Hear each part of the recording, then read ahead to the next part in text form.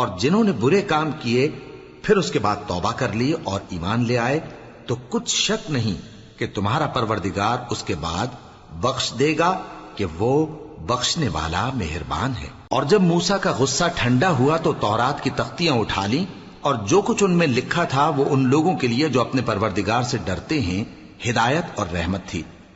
اور موسیٰ نے اس میعاد پر جو ہم نے مقرر کی تھی اپنی قوم کے 70 آدمی منتخب کر کے کوہ طور پر حاضر کیے۔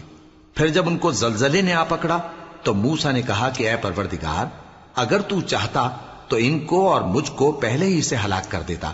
کیا تو اس فعل کی سزا میں جو ہم میں سے بے عقل لوگوں نے کیا ہے ہمیں ہلاک کر دے گا؟ یہ تو تیری آزمائش ہے، اس سے تو جس کو چاہے گمراہ رہنے دے اور جسے چاہے ہدایت بخشے۔ تو ہی ہمارا کارساز ہے، سو ہمیں ہمارے گناہ بخش دے اور ہم پر رحم کر، اور تو سب سے بہتر بخشنے والا ہے۔ اور ہمارے لیے اس دنیا میں بھی بھلائی لکھ دے اور آخرت میں بھی، ہم تیری طرف رجوع ہو چکے۔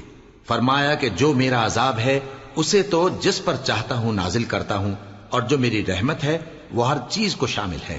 میں اس کو ان لوگوں کے لیے لکھ دوں گا جو پرہیزگاری کرتے اور زکوٰۃ دیتے اور ہماری آیتوں پر ایمان رکھتے ہیں۔